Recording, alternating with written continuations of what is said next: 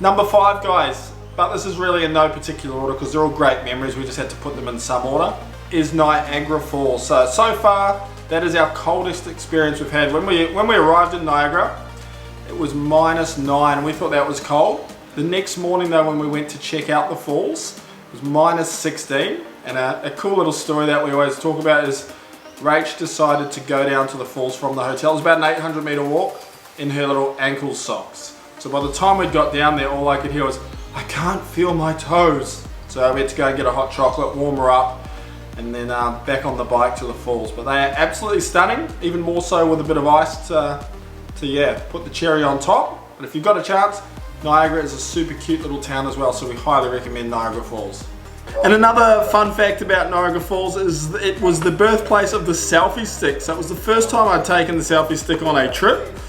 It must have been extremely embarrassing for Rach because my arm was extended the whole time we're out and about, and she was too scared to say anything because it was still only a new relationship. We'd been together around 5 months at that point. So yeah, suppose the rest is history. Number 4 is the Maya Bay tour over in Thailand, made famous by Leonardo DiCaprio with the movie The Beach. This was my second trip back in 2017 when I first took Rach. I'd been previously on a speedboat tour from Phuket, but this time we got the early morning, the 6 o'clock long tail private tour, and hands down that was the best thing we've done. Also, what makes this tour really, really good as well, it's super cheap compared to other countries around the world that do similar ones. But yeah, so we got the long tail over, arrived really early in the morning as I said, and we basically had the beach to ourselves. There's probably only another 10 to 15 people on the entire beach. The previous time I'd been, it was like a marina, there was probably 1,500 people at one time. So looking back, now that Maya Bay is currently closed, that was definitely a really cool morning experience, because you don't just go to Maya Bay, you also go around the island as well, go for a bit of a snorkel and a jump off the boat. So very, very good, and we love Maya Bay. We've been back again since in 2019.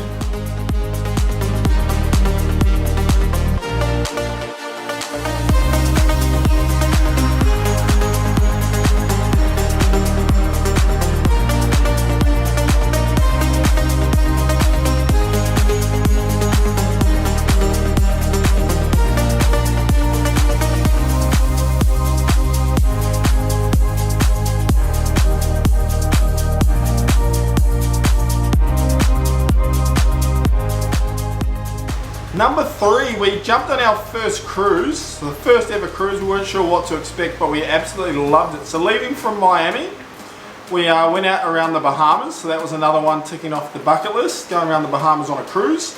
And our favourite stop was Coco Cay, which has been recently done since we were there in 2015, but just the most magical, perfect little island you could find in the middle of nowhere, perfect white sand, and the most incredible water you'll find. So we really enjoyed our time at Coco Cay in the Bahamas.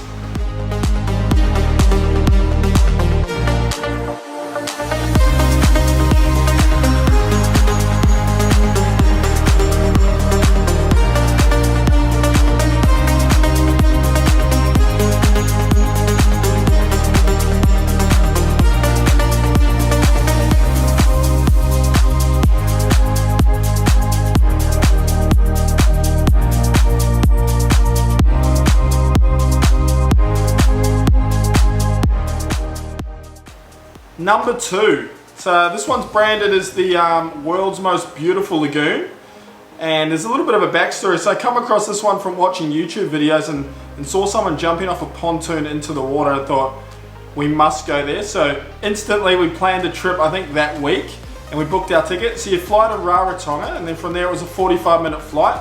This is probably one of the most expensive exercises we've done just to get to a destination, because it is so remote. But the tour itself lives up to expectations. The lagoon is the most beautiful lagoon we've found. The water, the fish, the people as well was absolutely second to none. So if you do get an opportunity to go to the Cook Islands, make sure you go over to Arataki and do the lagoon tour.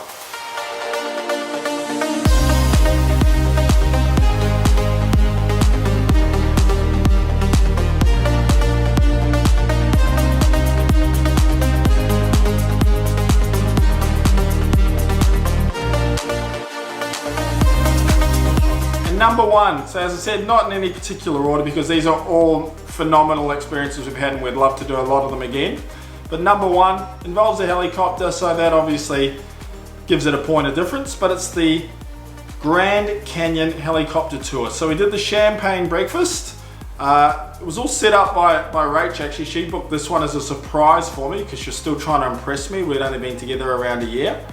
So she thought she'd whisk me away from Vegas on a helicopter, set me up for a champagne breakfast, and it didn't disappoint. So it's probably one of the reasons we're still together. It was absolutely phenomenal.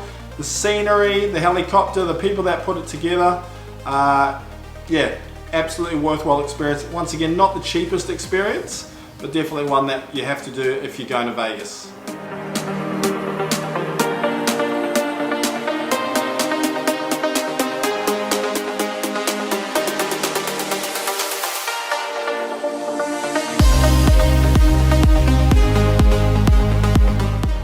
And for a bonus experience, guys, when we're in Orlando, we were staying, I think it was on Discovery Drive. We were walking down to Ripley's, believe it or not, at the time, and then we come across this alligator farm, sanctuary, whatever it was, for photos.